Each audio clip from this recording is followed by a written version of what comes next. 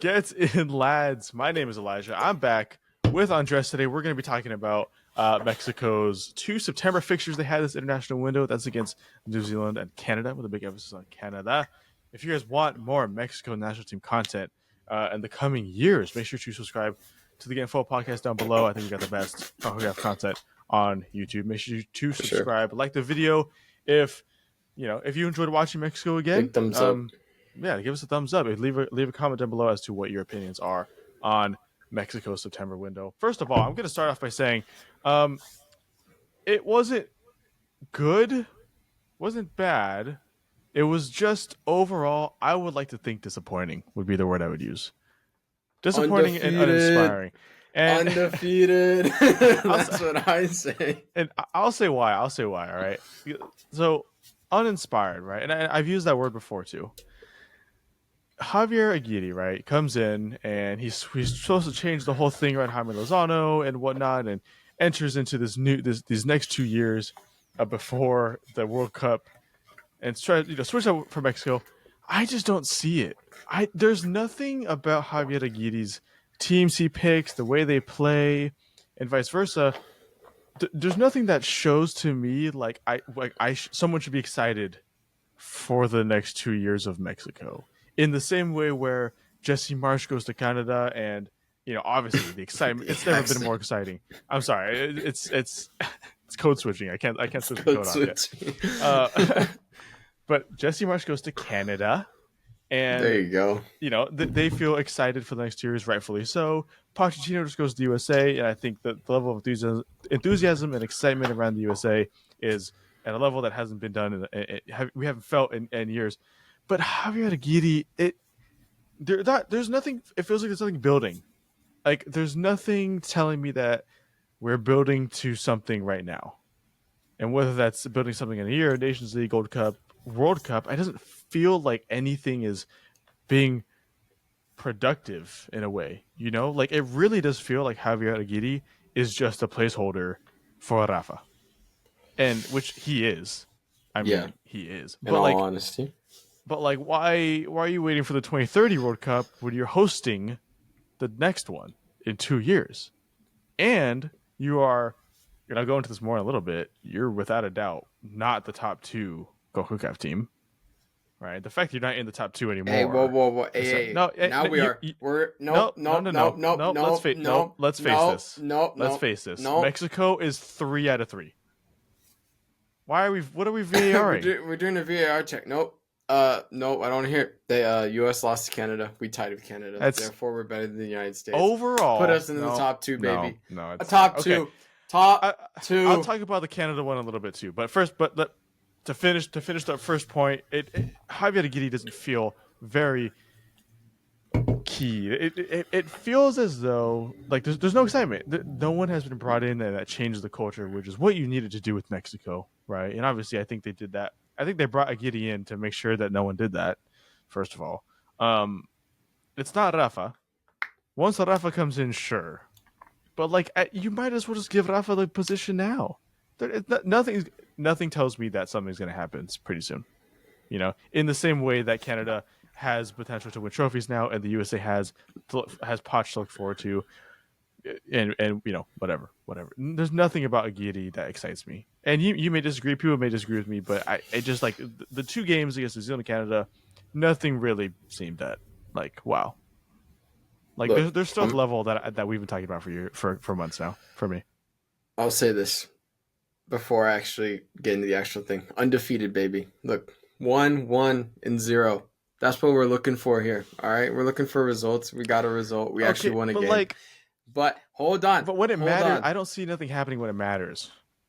Hold on, you didn't get to my point. Okay. Well, you said drinking Celsius. I don't know. Well, no, I thought you had more to say. My fault. No, my fault. Sorry, didn't you see me put it down? I put it down. I did. I apologize. I put it down. All right, let me cook. Please continue, Andres. I was gonna say it looks exactly the same. When we played Canada, it looks exactly the same. I thought maybe we'd have some switch up in the attack and build up play. No, out the window. We're just booting it for the sake of booting it. Yeah, it looked the same to me. Genuinely, it looked the same. Santi also flat.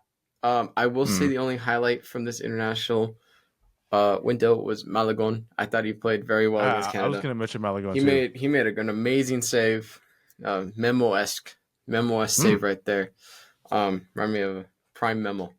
He's still in Okay. his prime. Let's be real, even though he's 40, almost 40, but he's still in his prime, 39. baby. Um, Yeah, but but Malagon, yeah. yeah, that was the only highlight for me. I was like, when I saw the save, I was like, oh shit. I was like, Right. okay, we got Right. ourselves a keeper here. Um, but yeah, it honestly looked the same. There's no like actual like build up plays, link up play, nothing. It was really just kind of whip it in, cross it. Might as well bring Antuna at that point because that's his bread and butter. But yeah, it just looked lackluster, and then he just took forever. This is the Canada game, right? He took forever to Yeah. make these subs. Like he brought on Yeah. Cordova, he brought on Lanis, but like with 10 minutes left, so like it literally didn't really matter what they came on to do because it was like too late. You know what I mean? And it was let's be real, it was a weekend Canadian side It though. was a very weak Canada side, yeah. Hey, well, hey, relax, Well, buddy.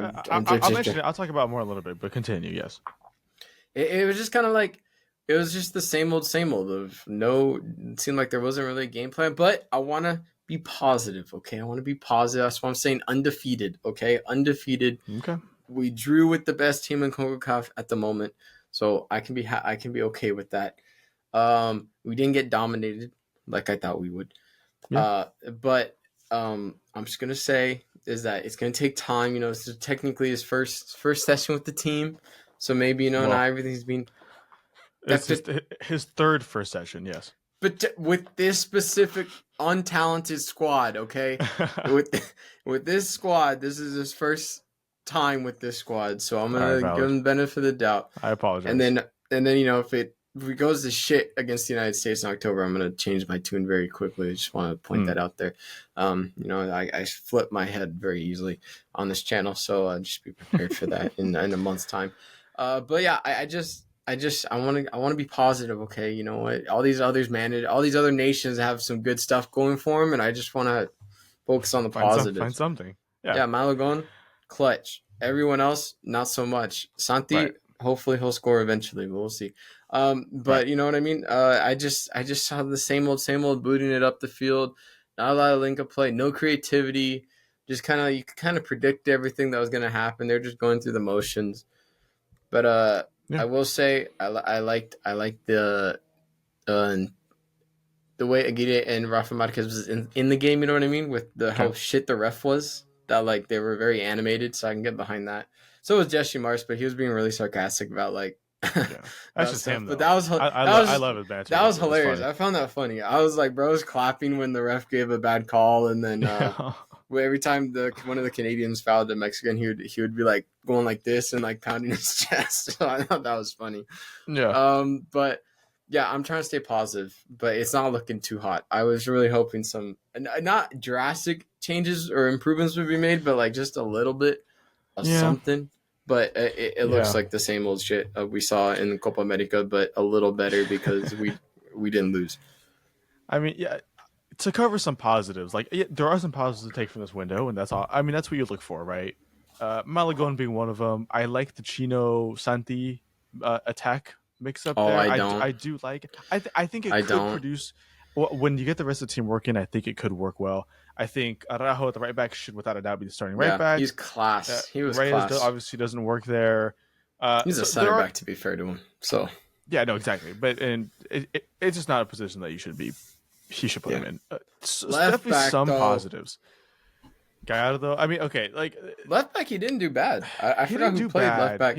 I would rather them just try to elevate Arteaga or even bring in Ocampos or something else. I don't think he should be the number one guaranteed. But definitely, so those are some positives to take. But to bring up a lot of the negatives, and I have a few jotted down here, there was a lot of things that I think I noted upon that should be looked at further moving forward. One is overall squad decision making on who's here. Diego Lainez should be seeing 0 minutes in this team.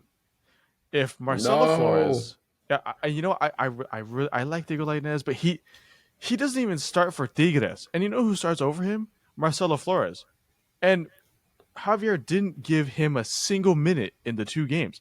Marcelo Flores is the future of this team. Let me remind you, Canada eligible Marcelo Flores is the future of this Mexico team, right? And he needs to be.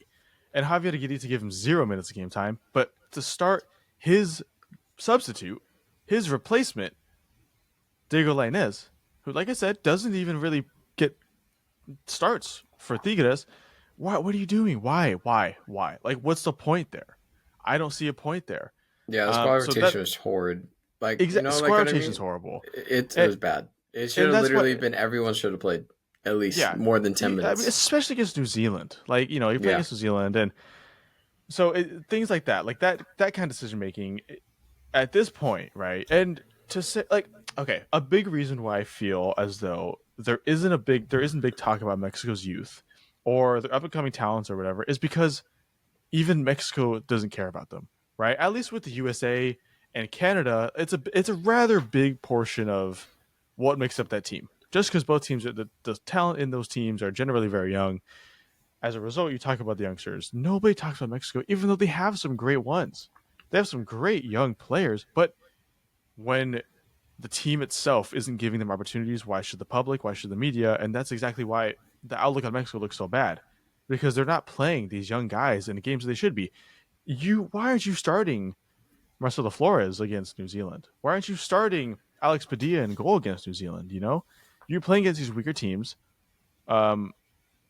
For what, if not to bring some new players into the fold, right? Like, what's the point? Canada, USA, I get it. Player strongest team. If they're not part of that strongest team, I understand. But like, there's no point in starting these other players, playing other players for no particular reason. If you know you're going to win 3-1, whatever, you should be bringing in these new talents and trying them out. So that's a big deal for me. That was something I definitely want to keep looking at. And I think, like, if you're going to wait till 2030 to do that, which I think Rafa will do eventually, it's a waste. Marcelo Flores will be 23 by then. I mean, it's a waste. Go ahead. Just to add to your point, like, I completely agree with you. I just think you got to remember is, like, Mexico has no qualifications for the World Cup at the moment because they're a host nation, so they already qualified. I like these friendlies are a perfect opportunity to start these young players. Like, who gives a shit about, like, the result? You know what I mean? If it goes horribly wrong, it goes horribly wrong, right? You can say at least you tried. But yeah, it's just I was expecting a lot more squad rotation. I want to kind of see everybody, especially like your first stint. You know what I mean? Like your first stint out. Exactly. Especially against New Zealand. Show that something changed. Canada too. Honestly, I was expecting a little bit more of a squad. I didn't expect Santi to start both games. I don't know why he did, but like, I mean, it's nothing against Santi. It just kind of like it'd make more sense to try change something it up. out. Yeah, but against especially going into this October break next month. Yes. Like, now you don't know, like, Marcelo Flores, like, he's probably not going to play. If he didn't play in this break, he's not going to play against the United States unless he does. No. But like, it didn't give the coach enough opportunity to see these players play, and like, it's not fair to the players, and it's not, and that's his own fault. Yeah, and it's his fault. And then it's going to backfire on him later on down the road when he eventually gets probably canned. I see him lasting the entire. Until the World Cup? Through the World Cup. Not even until. Through the World Cup. No. It's until hard. The World Cup. No, because I don't see him sticking. If this is how we're gonna play, I don't see him lasting until 2026. Personally, I don't see it. I see Rafa coming in pretty quickly. Yeah, and I truthfully, if you put a poll up, I think a lot of fans would want that. I'll put money on it. Money on it. I'll put a bet on it. What I would love to happen, right?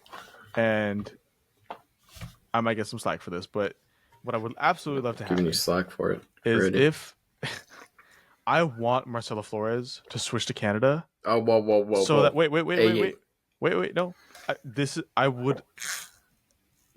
Mexico needs to see that happen, right? If you're arguably biggest talent outside of maybe Alex Padilla, biggest U21 talent in the team.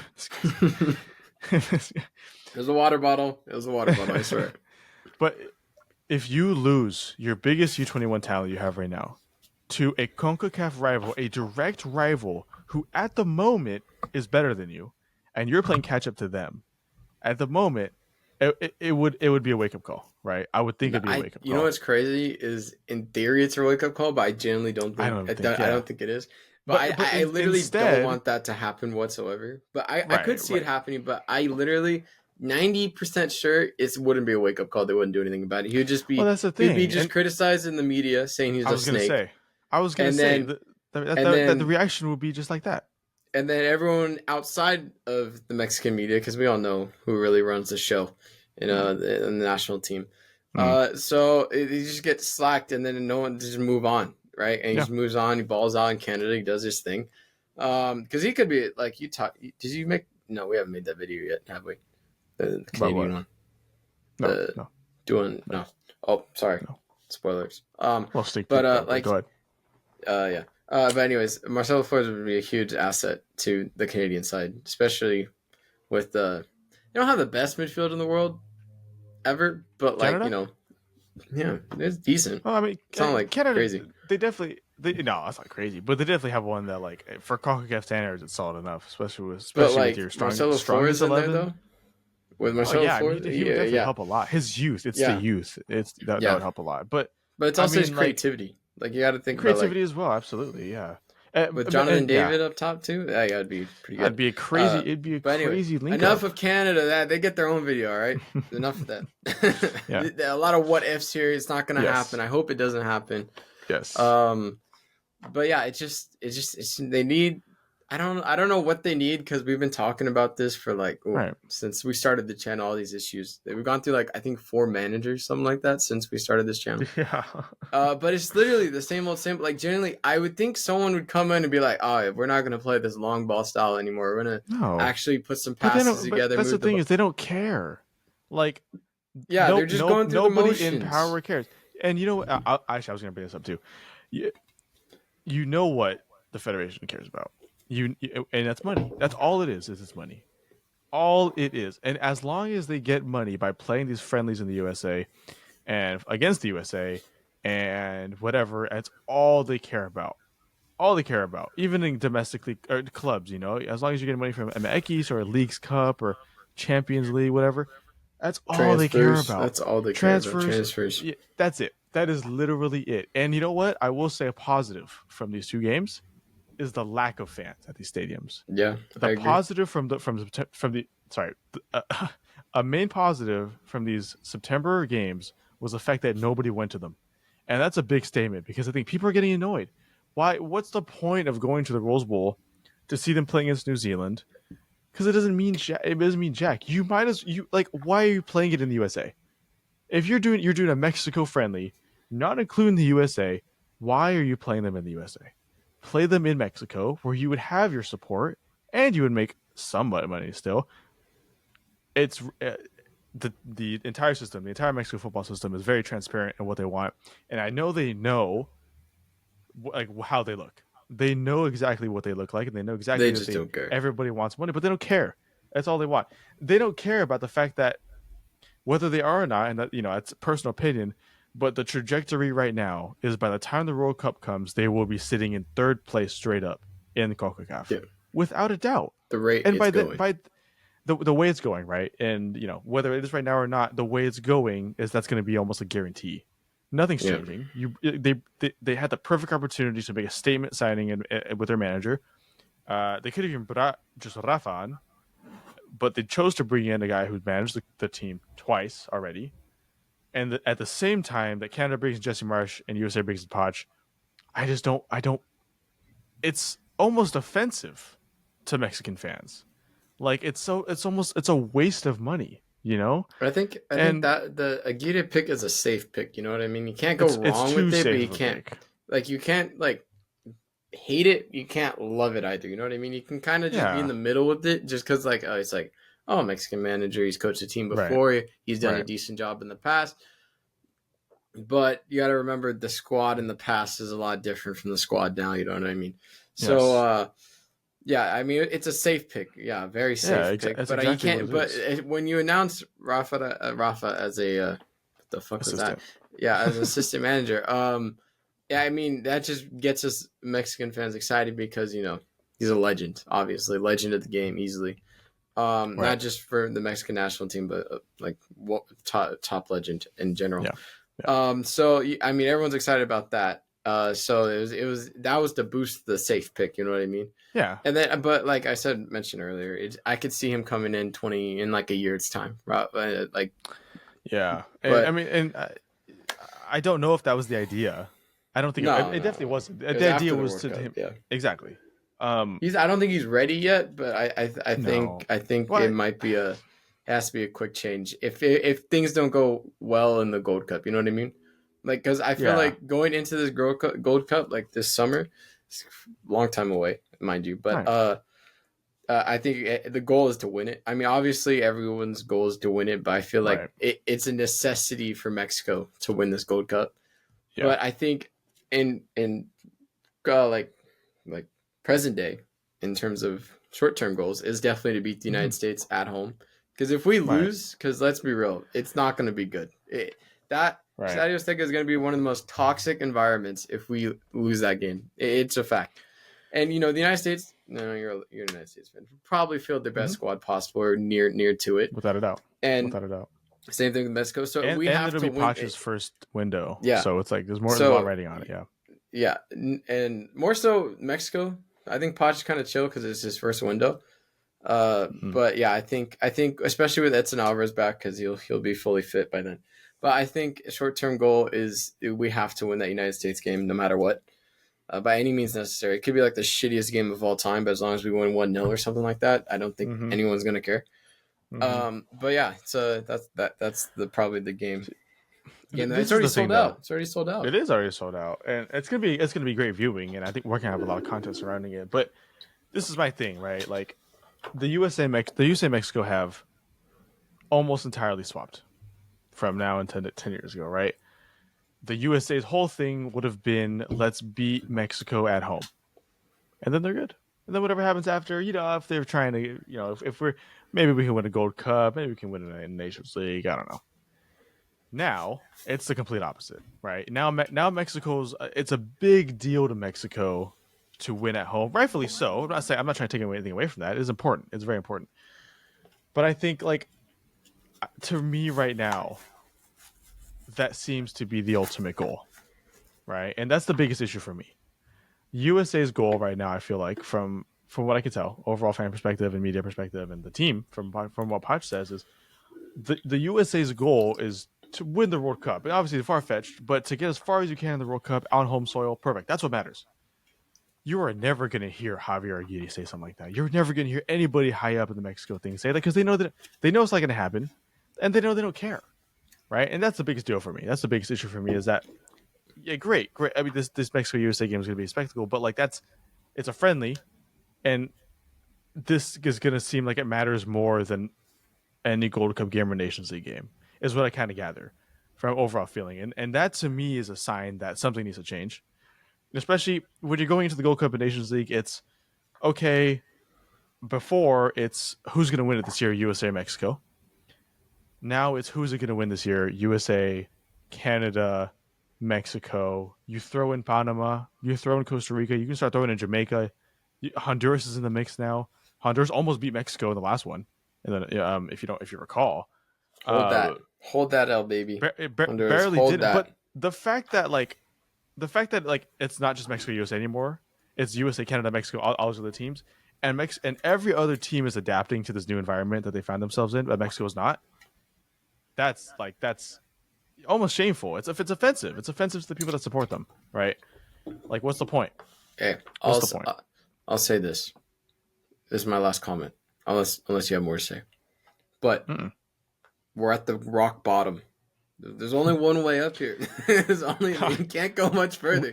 We've been doing this channel for 2 years, and I swear to God that we've said this like one of our first videos. Like this is an early thing. Yeah, it takes time. It takes time. Rome wasn't built in a day. Okay, look. Okay. Look. We so far on this channel we've experienced getting knocked out of the group stage. We made a whole video on that. I was devastated. Getting knocked out of the group stage of the World Cup. Getting knocked out of the group stage of the Copa America. Now it's a new journey. It is Look, we're literally rock bottom. We literally can't do shit. We can only qualify for things, and that's only because we're hosting something. So that's the only reason why we're qualified. So look, we're at the very rock bottom of all time. Probably there's only one way to go up. There's literally no possible way this team can get worse. It's just a fact. So stay positive. I'm staying positive. Here's the thing, though. Undefeated, and we're going up. We're making our way up. We took one step forward. All right. We just can't take steps backwards. That's all. But here's the thing, though. Realistically, do you see Mexico going up? Like that's like yes. The only way up. There we go. The only sip string. The only way is up. Yes, but can Mexico even do that? Is Takes the time. deal? Takes time. Yeah, it absolutely does. I'm not going to give it a. Here's time my period. thing.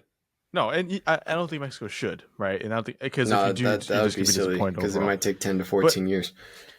What the issue with Mexico is, right, is this whole project. What if they want to call it that? If they want to treat it like a project, which they kind of are, they want to treat it like a project. Everybody else is in a project too, right? Like I said, this is probably the biggest transitional period in CONCACAF history.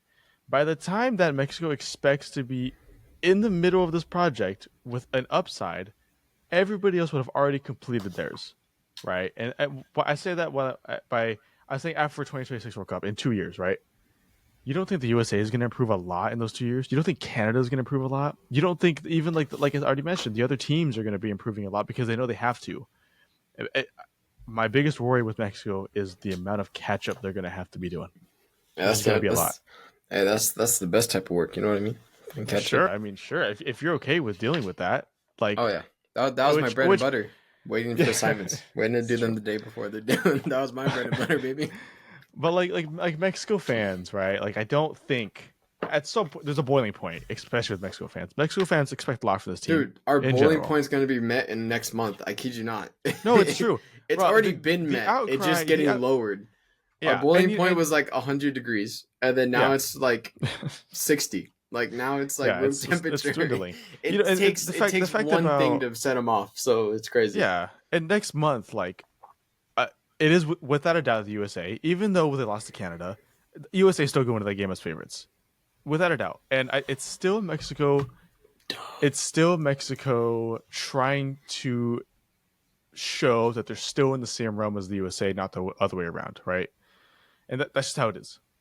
And I almost hope for Mexico fans that USA batters Mexico to really wait to really show how far behind Mexico is falling.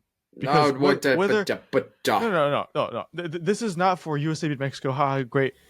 For the sake of Mexican progress, and to really show where you're at, something has to show you, right? I think if the USA wins 2-3-0 against Mexico in Mexico, that's when Mexico fans are overturned. Because, and I'm not saying it's going to happen. That's not what I'm saying at all. I'm not saying this is what's going to happen. I'm just saying that I hope it does happen for the sake of Mexico fans to react and towards Mexico, not the USA. Does that make sense? Like, I'm not saying it's not a prediction or anything. I think it's a friendly.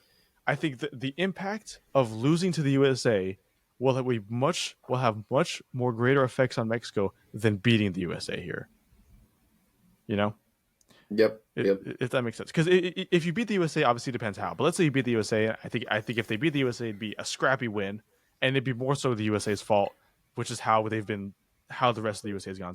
All I'm hearing is a dub. That's all I hear, and that's fine. But my thing, right, is it'd be a false positive, right? If Mexico wins this game, then the Mexico FA can sit back and say, "Oh, great, perfect, we're done, we're good, we beat the USA." There's no attempt to get better at that point. If you lose to the USA, then somebody has to go, "Oh shit, maybe we're not that good. Maybe something should change." I think it entirely depends on how the fans take it. Purely, I genuinely think that because the federation doesn't do anything until fans put a lot of pressure on them. Right. So it generally depends on how mad the fans are after the game and like what they say. Because I feel like if no one says anything, it's like we lost to a penalty or something like that. Like it was a close game, whatever. Like then nothing's gonna really change. It just depends on how the fans react to the game. And that's how it's always been, realistically. Yeah, absolutely. So it just depends. Depends how it's taken. I would pray that the fans would react in the right way, and why I mean when I say that I mean like towards the Mexico FA, because Yeah, like 5, 10 years ago, they might just get mad at the USA and throw a beer at them. But like now, I think they're very close to a point where Mexico fans there will be some sort of outcry towards Mexico because I feel like these Yep, results have been going and beer for thrown at far the too U.S. long, as they and beer should. thrown at the U.S. Yeah, I mean that's a given, especially where they're going to play. But start throwing some beer at the Mexico, not the Oh well, players. Metaphorically, start throwing some beer at the Mexico FA. If you really want yeah, change, yeah. start I doing can see a something, man. chant happening of some sort towards Yeah, certain individuals. I mean, the But fact that that no one went to a game in LA and Texas, probably two of the biggest Mexico hotbeds in the USA. That's a statement yeah, in itself. Start making more statements. Give him a yep. speech. Give him a speech. Speech. Make a union. Make Form a union. Shit. a Jesus Christ. Like have some representative or something. I don't know. I don't know. Um, I think that's pretty much all I'll we have. gladly accept the The nomination. delegation. Yeah. The delegation. I don't Or can't speak speak any Spanish. He'll do Spanish. it. I I don't speak know. any Spanish, but best believe I'll get a He'll make translator. I it got work. you. He'll I'll make make it it work. work. If you're at this point in the video, let us know your thoughts on Mexico down below because obviously we have a lot. I know you guys have a lot. If you guys want more Mexico content, especially for October, make sure to subscribe to the Game Football Podcast down below and turn notifications on so you know when those videos are released. Otherwise, that's me. That's Andres. Hopefully, we'll see you guys in future videos. And yeah, take it easy, guys.